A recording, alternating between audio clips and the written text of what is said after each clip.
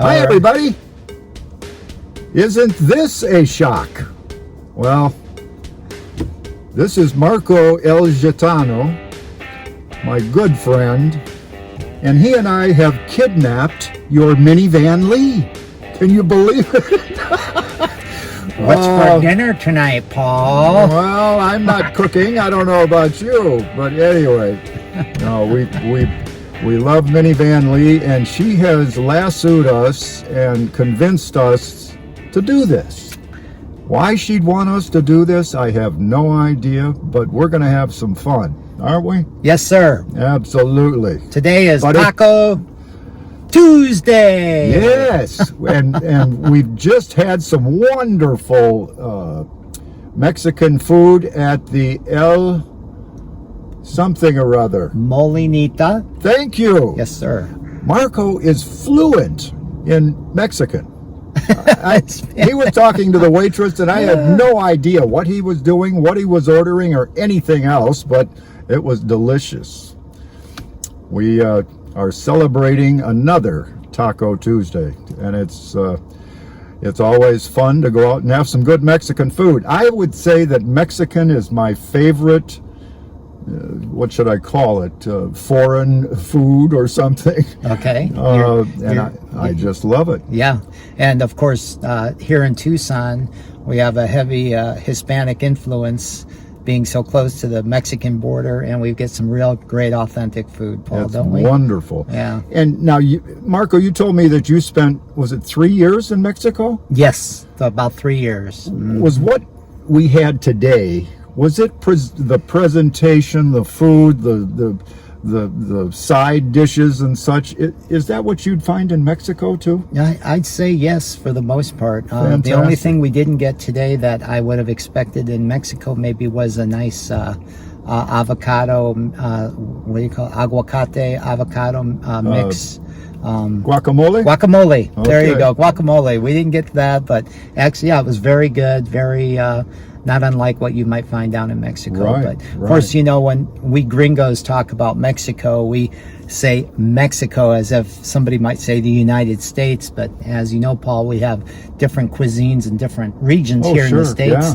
Same thing down in Mexico. You might have a Sonoran cuisine. You might have a Southern cuisine, Chiapas, high mountains. So it depends on the location where you're at. You might get the seafood cuisine down there, right, by the ocean. On the Pacific either coast. the Gulf or the Pacific Ocean. Speaking of different regions and so forth, you are a native Tucsonan, is that right? Well, I've been in and out of Tucson for since around, I don't know, 2005, I guess. Okay. So almost 20 years. Primarily Tucson, but I would call myself an Arizonan. Okay. Yeah, more than just, I know Lee is very enamored with Tucson, and I love Tucson as well, but I'm really more of an Arizonan. I love the desert. I think we have that in common. We love we love the outdoors. Tucson, for me personally, is getting a little bigger, too big for me. I'm here for medical reasons primarily, and friends and whatnot, but certainly I'm looking forward to. Well, you mentioned, I'm from Michigan, so what do I know? But I am sad to admit that you mentioned the Sonoran region of Mexico. I have yet to have a Sonoran hot dog. The old Sonoran hot dog. It's a must-have here in Tucson, Arizona. I have to do that. I'm going to ask for your recommendation on where to go when we get finished with All right, sounds good. Yeah. Well, listen, I just got back from a week and a half or so in Quartzsite. And we missed you. Should I worry about that, folks? He and Lee missed me? We missed Paul. I don't know whether to believe that or not. But anyway, I love Quartzsite. Right. Do you like that area? I mean, I know you have your meetup in that area. Which this year is our meetup. Yes, that's very true. That's true. Yeah. But what do you think of Quartzsite? Quartzsite is an interesting town in that it's really just a postage stamp sized town with very few people the majority of the year. But a couple months out of the year, all kinds of people from, I guess, around the world, wouldn't you say, Paul? Yeah. Primarily Yeah. the United States and Canada, but worldwide they converge on Quartzsite for a few months out of the year. And for folks like us, it's an opportunity for full-time nomadic types to come and have that communal gathering that we do on an annual basis. It's quite something, that's for sure. Yeah, it is. And it's Quartzsite is certainly, it is the desert, and it's dark and it's hot, but not when we are there, certainly. In the wintertime, the temperatures are much more mild, and I personally enjoy the sunsets and the sunrises. Oh, they're beautiful. Don't you think, Paul? I do. Absolutely. And I was looking one night, well, a number of nights, I just lean out my driver's side window and look at the stars, and I am just blown away by the night sky, and it's just so beautiful. Yes. I have a little app, sky something, stargazer, yeah, and I always hold that up and say, what is that out there, and what's this out here, and so forth. And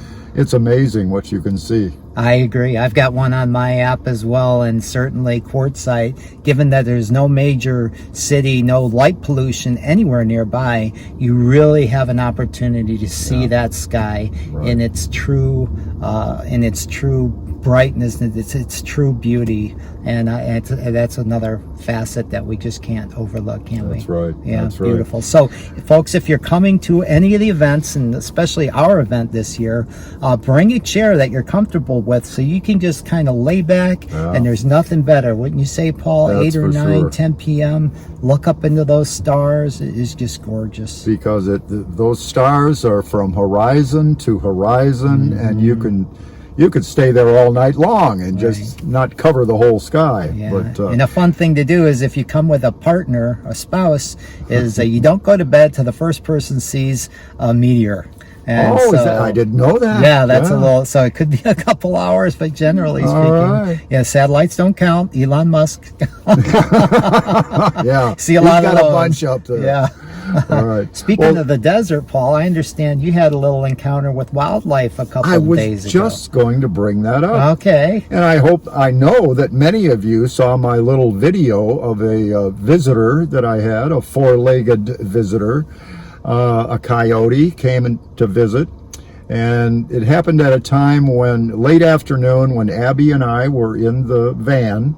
She was in the back sleeping. She didn't even know what was going on, and maybe that's a good thing, but this coyote came within about 10-15 yards of our rig and was just kind of checking it out. And I think that I assume it was a he, I think that he knew that there was a female around, and maybe that's the scent that he was checking out.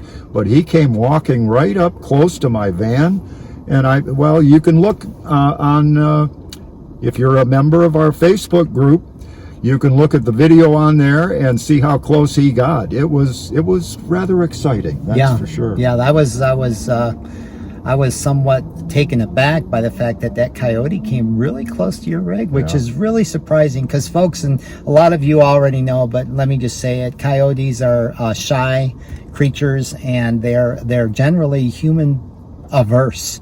The only reason why they typically come around is because they're scavenging for food. And so, keeping your site clean and keeping the odors down, coyotes generally don't bother us. Right. Now, that doesn't go without saying that there has been an occasional little toy puppy that might disappear from time to time, right, Paul? Happens. So certainly, if you have a tiny dog like that, it's good to keep an eye on it and keep it within arm's reach when you're outside. And a cat as well. Absolutely, yeah. And but coyotes are a beautiful part of the nature in Quartzsite.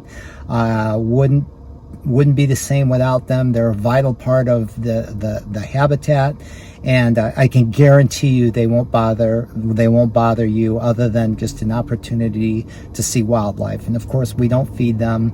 No. We don't try to pet them. No. Right?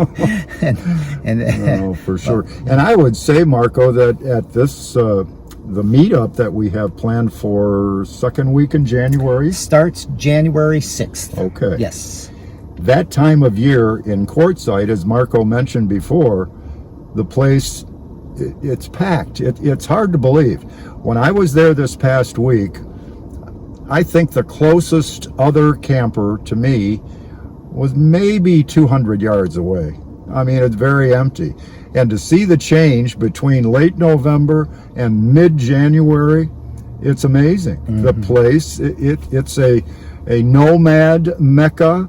It's a place that people, snowbirds that just want to get away from the winter and so forth, they gather there. It's amazing. Yeah. And the other point I was going to make is that it's very, very unlikely that you'll even see a coyote, right, because of all the rigs and all the people. They go farther out in the desert and don't want anything to do with all that busyness. Right. Yeah, absolutely. And then just on that subject, Paul, the wildlife, the other true potential risk out in the desert, especially places like Quartzsite, is of course potentially rattlesnakes.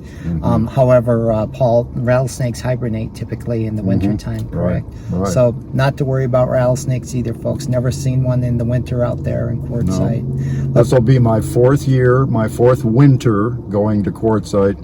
And I thankfully have not seen a rattlesnake yet. Okay, so, there you go. And I don't care. A coyote is one thing. Right. I love to see him, but rattlesnakes, no. I haven't seen a scorpion. Okay, very good. And I assume that you haven't stepped on one either, right? No. And I assume they're down for the winter time too. As well, I believe. Yeah, so that's okay with me. Right. No problem whatsoever. Now, I did recall that Lee mentioned that we might want to discuss what to bring to the gathering. Yeah. Is that right? Yeah. Okay. Yeah, well, you've done this longer than I, Marco. What are some of the things you think of right off the bat? Water. Right, Paul? Very critically important. Absolutely. One thing, you could probably make it through anything else, but you got to have water, folks. So for those of you that don't know, now you know.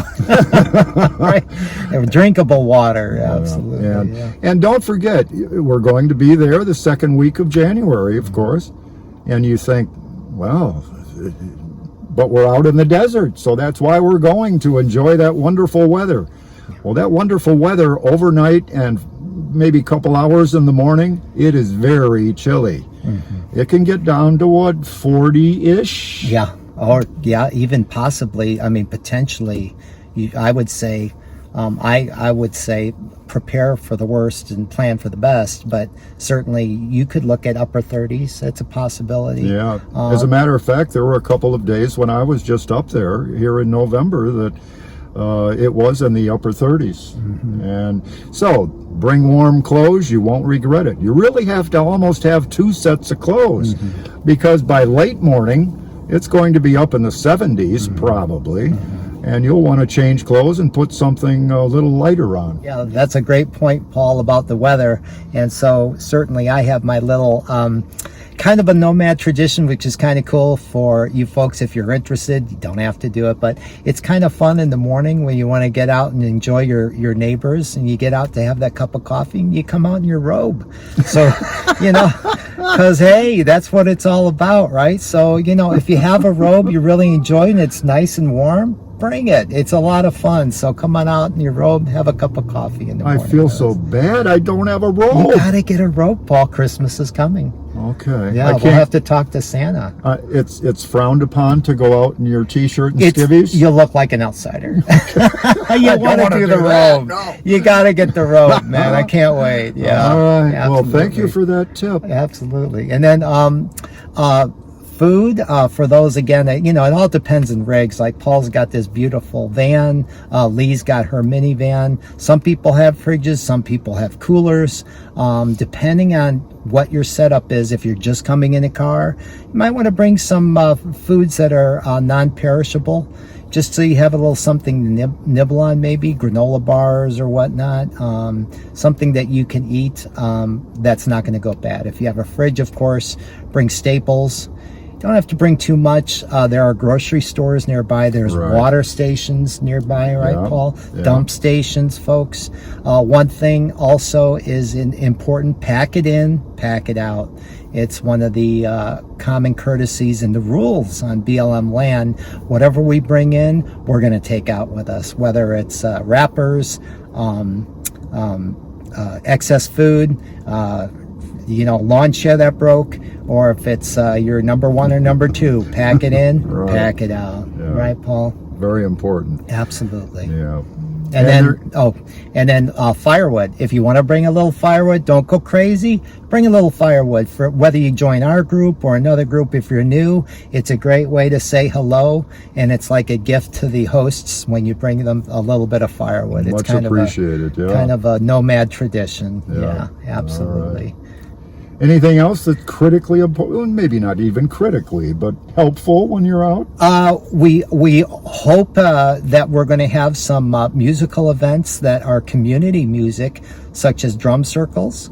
So certainly if you have a little drum, a little bongo, rattle, anything you want to bring that makes a little bit of noise, bring it along. You'll have such a wonderful time with us at this. One more thing, Paul, that of course that it can go without saying, but certainly again for the new folks, it's important that you remember that there are no bathrooms out in the BLM land where we will be gathering. Right. So you need to figure out beforehand what you're going to do for primarily your number two. And there's ways to go about that. There's for every nomad, there's probably a different way to handle it. Figure that out before you show up to the event, okay, folks? Because that's critical. You bet. Yeah, you and bet. I know Lee covers a lot of that in her videos. So if you don't know yet, find out. And if you have any specific questions, I'm sure you know that if you leave them down in the comments, maybe we can help you out with that as well. Absolutely. Yeah. But we're going to have lots of fun. We've got events planned that are formal events, folks, and I'll probably be feeding them on Lee's Facebook page as the event nears, and then there'll be events that come about more or less spontaneously during the gathering. One thing, and I really shouldn't call it an event because event is formal and we are informal, and we're just getting together to have a good time. That's right. But one gentleman that has confirmed with me last night that will be coming, that attended our gathering last year, is Medicine Bear. Blessings to you, Medicine Bear. We're so excited. He's going to actually open the ceremonies this year right at sunset before Howling of the Moon, that Friday, January 6th. Very special person, Medicine Bear. And if you've never been to a pipe ceremony, well, you're in for a real treat. So folks, try to make that at sunset if you plan on coming. I'm looking forward to that. Oh, it's really. a very special, Yeah. He's a very special person, yeah. Well, I think that's about all you and I can cover for now. Neither one of us talk the way that someone else does. You know what I'm saying? She has just given the gift of gab that, if you don't mind me including you, Marco, neither of us has. But anyway, but you know what I'm not going to forget? Oh yes, we have neck gaiters. Yeah. Oh yes, Yeah. or head gaiters, or Oh, and Shamag, Paul. Lee is going to be providing shamags, and shamag, real quickly, is nice in Quartzsite in the desert, because if it does get windy, and it does get windy sometimes, yes, doesn't it, Paul? Yeah. It's nice that you can cover your face and protect yourself from the wind. So if you like what Paul's got on, or what I got on, whatever, or shamag, these are things to keep in mind as well. right. Yeah. And of course, Lee has sunglasses also. Just go to minivanlee.com and you can see everything that she is providing and selling, and she would love for you to get involved in that. Oh, and one more thing for folks, if you happen to be watching from my Facebook group, I know we've got some folks in my group that are budding YouTube stars as well. Lee has agreed to film your rig and put it on her YouTube channel, which is a pretty significant subscription base. So if you'd like to have your channel promoted a little bit at the event, at the gathering, it might be a great opportunity to get together with Absolutely. Lee, and she'll give you a little plug, a little promo. So yeah, you bet. Yeah. All right, folks. Well, this has been interesting, and I'm sure you can't wait until Lee gets back in this video, and she'll be back tomorrow, just as you would expect. Yeah. But for Taco Tuesday today, we appreciate you putting up with the two of us. Good to see you all. Bye-bye now.